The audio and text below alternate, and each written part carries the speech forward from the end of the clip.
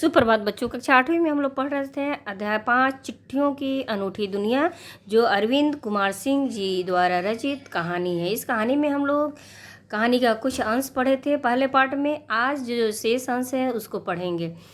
शेष अंश को पढ़ने के पहले जो भी कठिन शब्द आए हैं उसको रेखांकित करके उसके अर्थ को जानेंगे। तो अभी हम रेखांकित करेंगे पृष्ठ संख्या 25, 26 और 27 के शब्दार्थ को। तो देखेंगे हमारा पृष्ठ संख्या 25 का कठिन शब्द है तह। तह यानी परत, बेसब्री यानी बेचैनी, मिसाल यानी उदाहरण, इकलौता यानी अकेला, पुरखों यानी पूर्वज, संजोकर या संजोना यानी क्रम में रखना, उद्यमी उद्यमी यानी परिश्रमी, अनुसंधान यानी खोज, धरोहर यानी अमानत, संकलन यानी इकट्ठा किया हुआ, दिग्गज दिग्गज यानी मशहूर। देखेंगे पृष्ठ संख्या 26 का जो कठिन शब्द है प्रशस्ति पत्र यानी प्रशंसा पत्र, दस्तावेज यानी विधिक लेख या सनद भी कहते हैं, मुस्तैद यानी सजग, मनोदशा दिमाग की स्थिति, परंपरा यानी रिवाज। पृष्ठ संख्या 27 का कठिन शब्द देखेंगे और रेखांकित करेंगे। हैसियत महत्ता, दुर्गम जहाँ कठिनाई से पहुँचा जाए, देवदूत यानी फरिश्ता। ये तो हमारा कठिन शब्द है जिसको हम लोग रेखांकित किए। अब हम लोग कहानी को, जो शेष कहानी हमारा बच गया है, उसको पढ़ेंगे। तो हम लोग देखे थे कि किस तरह से जैसे जैसे समय बीतता गया उस तरह से आवाजाही का, पत्र आवागमन का जो तरीका है वह काफ़ी बढ़ता गया और उसका तरीका बदलता गया।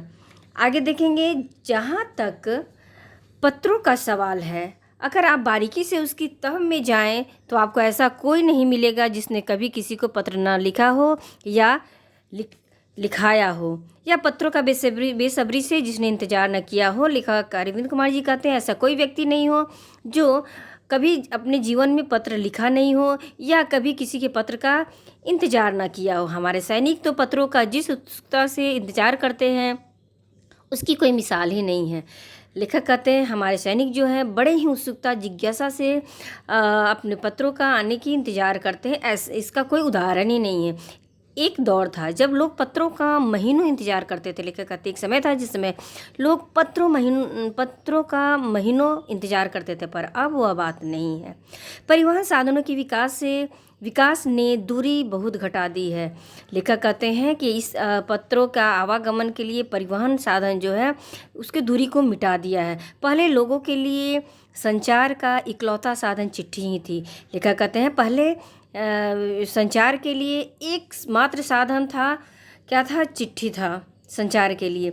लेकिन अब आज और भी साधन विकसित हो चुके हैं। आज देश में ऐसे लोगों की कमी नहीं है जो अपने पुरखों की चिट्ठियों को सहेज और संजो कर विरासत के रूप में रखे हुए हों, या फिर बड़े बड़े लेखक, पत्रकार, उद्यमी, कवि, प्रशासक, सन्यासी या किसान, इनकी पत्र रचनाएं अपने आप में अनुसंधान का विषय है। लेखक कहते हैं ऐसा कोई बहुत सारे लोग हैं जो अपने पुरखों की चिट्ठियों को बड़ा ही संजो कर, बड़ा ही ध्यान से रखे हुए हैं।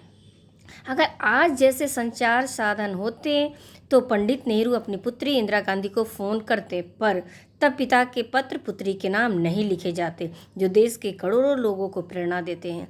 पत्रों को तो आप सहेज कर रख लेते हैं, पर एसएमएस संदेशों को आप जल्दी ही भूल जाते हैं। ये तो सही बात है कि पत्र को तो हम संजो कर रखते हैं, बड़े ही संभाल कर रखते हैं, लेकिन एसएमएस जो होता है उसे हम तुरंत ही भूल जाते हैं। कितने संदेशों को आप सहेज कर रख सकते हैं? तमाम महान हस्तियों की तो सबसे बड़ी यादगार या धरोहर उनके द्वारा लिखे गए पत्र ही हैं। भारत में इस श्रेणी में राष्ट्रपिता महात्मा गांधी को सबसे आगे रखा जा सकता है, जिनके पत्रों को अनूठी पत्रों को संजो कर आज भी रखा गया है संग्रहालय में। दुनिया के तमाम संग्रहालय जानी मानी हस्तियों के पत्रों का अनूठा संकलन भी है। तमाम पत्र देश, काल और समाज को जानने समझने का असली पैमाना है। भारत में आज़ादी के पहले महासंग्राम के दिनों में जो कुछ अंग्रेज अफसरों ने अपने परिवारजनों को पत्र में लिखे, वे आगे चलकर बहुत महत्व की पुस्तक तक बन गए। जो अंग्रेज द्वारा, जिस समय हमारा देश गुलाम था, उस समय अंग्रेज द्वारा लिखे गए जो भी पत्र थे, आज उसका बड़ा ही महत्व है, क्योंकि उसमें कुछ लिखी बातें या पत्र लिखने का जो ढंग और तरीका है वे हमें प्रेरणा देती है, संदेश देती है। इन पत्रों ने साबित किया कि यह संग्राम कितनी ज़मीनी मजबूती लिए हुए था। महात्मा गांधी के पास दुनिया भर से तमाम पत्र केवल महात्मा गांधी इंडिया लिखे आते थे और वे जहाँ भी रहते थे वहाँ तक पहुँच जाते थे।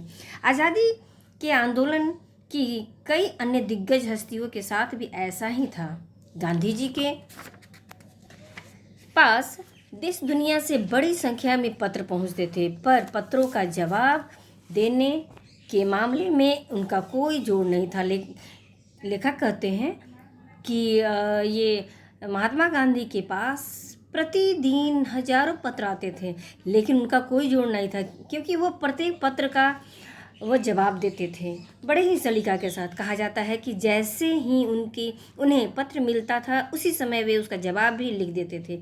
अपने हाथों से ही ज़्यादातर पत्रों का जवाब देते थे। जब लिखते लिखते उनका दाहिना हाथ दर्द करने लगता था तो वे बाएं हाथ से लिखने में जुट जाते थे। महात्मा गांधी ही नहीं, आंदोलन के तमाम नायकों के पत्र गांव-गांव में मिल जाते हैं। पत्र भेजने वाले लोग उन पत्रों को किसी प्रशस्ति पत्र से कम नहीं मानते थे, यानी पत्र भेजने वाले लोग उन पत्रों को जो गांधी जी द्वारा जवाब में लिखा जाता था उसे किसी प्रशंसा पत्र से कम नहीं मानते हैं। और कई लोगों ने तो उन पत्रों को फ्रेम करा कर रख लिया है। यह है पत्रों का जादू। यही नहीं, पत्रों के आधार पर ही कई भाषाओं में जाने कितनी किताबें लिखी जा चुकी हैं। वास्तव में पत्र किसी दस्तावेज से कम नहीं है।